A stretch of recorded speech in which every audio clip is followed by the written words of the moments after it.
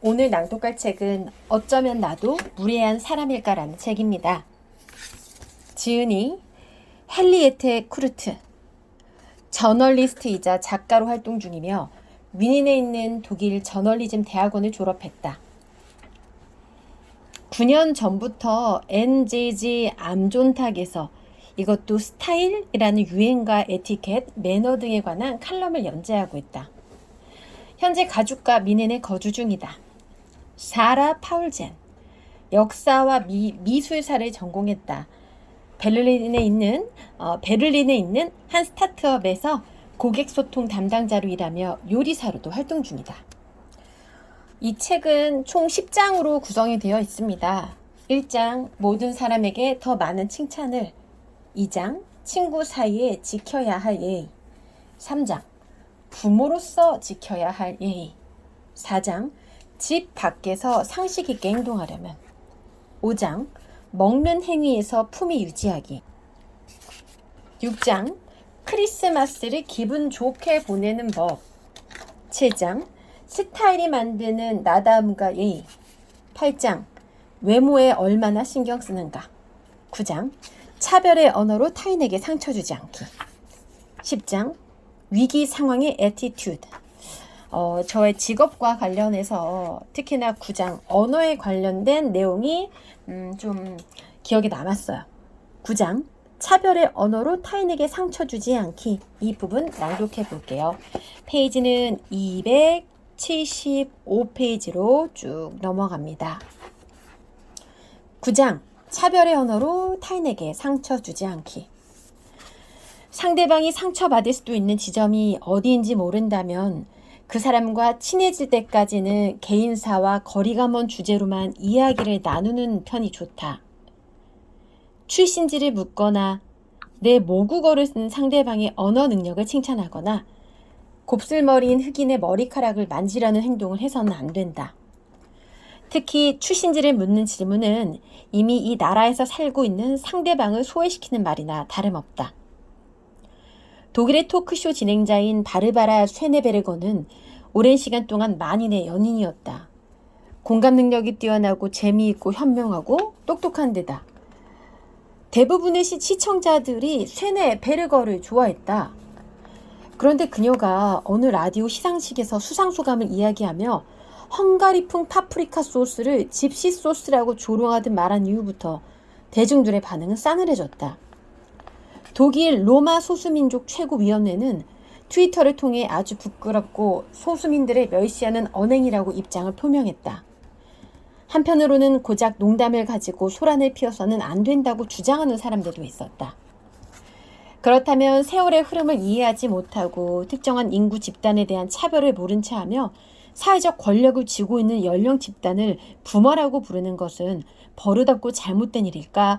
아니면 독일 내의 정치적 올바름이 자유를 침범할 정도까지 몸집을 키웠다는 신호일까? 어느 쪽을 지지하든 명확한 점이 한 가지 있다. 현재 인종차별과 성차별, 젠더에 관한 언어 사용을 두고 다양한 논쟁이 진행 중이라는 사실이다. 말할 때 얼마나 주의해야 하는가? 내가 그 단어를 사용했을 때 다른 집단이 얼마나 상처입을 것인가? 우리가 사용하는 언어는 얼마나 진보해야 하는가? 낡은 표현법을 사용하면 나는 곧 사회에서 매장당할 것인가? 지금 당장 새로운 언어를 필요로 하는 사람들과 그것이 지나치게 과열된 행동주의라고 생각하는 사람들 사이에 문화적인 골짜기가 깊이 파이기 시작했다. 이 논쟁에서 아주 철저히 한쪽만을 지지하는 사람은 그리 많지 않다. 어떤 때는 이 의견을 지지했다가 다른 때는 반대 의견을 귀가 솔깃하기도 한다. 어떤 사람들은 굳이 특정 집단을 지칭하지 않고 여러분이라 뭉뚱그린다. 어떤 사람들은 성평등 언어를 그저 알아듣기 어려운 신조어라 여기기도 하지만 어떤 사람들은 오해적인 뉴스피크라고 생각한다. 내가 하는 말이 차별이 되지 않도록. 언어란 이처럼 명확하며 동시에 고유하고 은밀한 것이다. 모든 사람이 저마다 자신만의 언어를 말한다. 각자 자주 사용하는 단어나 어구가 다르고 어조나 방언이 다르고 표현법이 다르다. 말하자면 언어는 말로 된 지문이나 마찬가지다. 다른 사람에게 이런 말은 해도 되고 이런 말은 쓰면 안 됩니다 라고 말하는 것은 자칫하면 권리 침해로 여겨질 수 있다. 그러나 이미 구조적인 차별을 겪고 있는 사람이 앞으로도 계속 언어적 차별까지 견뎌내길 바라는 것 또한 권리 침해다. 원래 고향이 어디세요? 라거나 실제 성별이 뭔가요? 라는 질문은 아무리 정중하게 관심을 나타내며 묻는다고 하더라도 받아들이는 사람에게는 무례하고 고통스러운 말일 수 있다. 이런 말이 인종차별적 발언 혹은 트랜스젠더를 무시하는 발언이 될 수 있음을 모든 사람이 제대로 인지해야 한다. 무심코 하던 말을 곰곰이 반성하기란 고통스러운 일이다.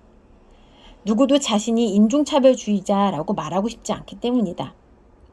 당연한 일이다.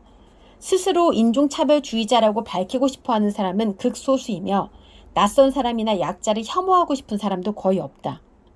하지만 우리의 일상, 언어, 소비 습관에는 구조적 불평등이 깊이 뿌리 박혀 있다.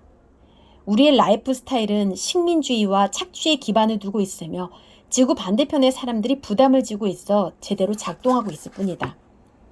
우리는 정말로 그러기를 바라는가? 트랜스젠더를 배척하는 사람이 되고 싶은가? 아프리카계 독일인, 터키식 성을 쓰는 독일인, 크로아티아 출신 이민자들이 이방인이라는 기분을 느끼게 하고 싶은가? 소수자들을 정확하게 지칭하는 새로운 단어가 만들어진다는 것은 우리 사회에 속한 모든 사람이 정당한 대접을 받고 안전하다고 느낄 수 있다는 것이다. 또 새로운 단어가 생겨나면 새로운 차원의 논의가 발생한다. 이에 따라 우리는 연대와 동등한 권리를 다시 고찰할 수 있다. 지금부터는 상대방을 고려하는 바람직한 방법들을 소개하고자 한다. 새로운 단어를 익히자. 많은 사람들이 성차별과 인종차별을 배제한 언어에 익숙해지고 있지만 아직도 갈 길이 멀다. 새로운 언어 습관은 두 갈래로 나뉜다. 첫 번째는 멸시적이고 상처 주는 말을 더 이상 사용하지 않는 것이다. 두 번째는 모든 사람을 평등하게 대하고 여태까지 사회적으로 드러나지 않았던 소수자들을 조명하기 위해 새로 만들어진 단어나 전문 용어를 일상적으로 사용하는 것이다. 두 번째 경우에 해당하는 단어에는 LGBTQ 공동체가 속한다. 레즈비언, 게이, 바이섹슈얼, 트랜스젠더, 퀴어의 머리 글자를 딴 줄임말이다. 때때로 인터섹슈얼의 R을 덧붙이는 경우도 있다. 레즈비언이나 게이, 바이섹슈얼은 널리 알려진 개념이지만 아직 트랜스젠더와 퀴어의 차이점을 모르는 사람이 많다.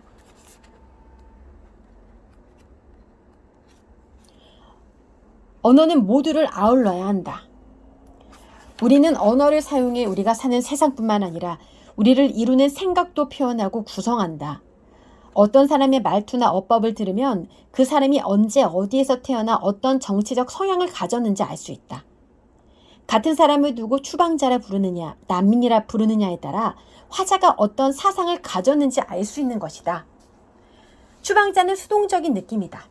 그 사람이 자신의 의지와는 상관없이 국가로부터 쫓겨났다는 느낌이 든다. 반면 난민이나 망명자는 스스로 목표를 설정하고 자신이 태어난 나라를 떠나왔다는 능동적인 느낌을 준다. 대부분의 사람들이 새로운 삶을 찾고자 스스로 국가를 떠난 사람들이므로 올바른 호칭을 사용하는 편이 좋다.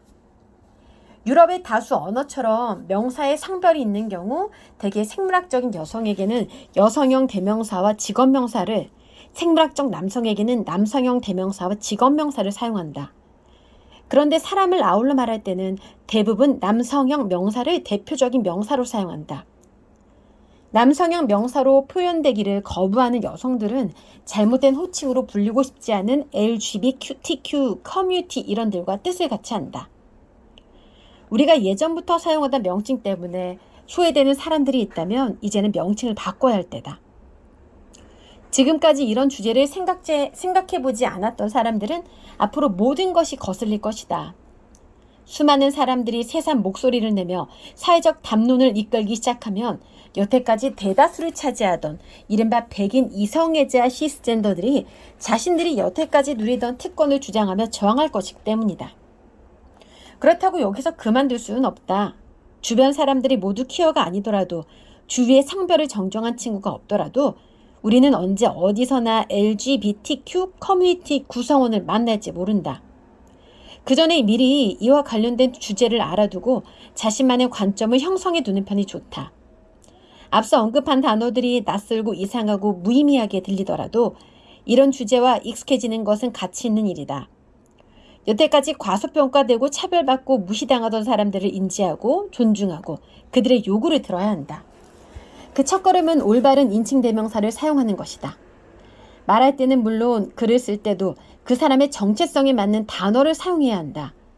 앞서 언급했듯 남성형 명사와 여성형 명사를 구분하는 언어를 사용하는 국가에서는 여러 명을 한꺼번에 지칭할 때 주로 남성형 명사를 대표로 사용하거나 만약 인원 중 여성이 더 많은 경우에는 여성형 명사를 대표로 사용한다.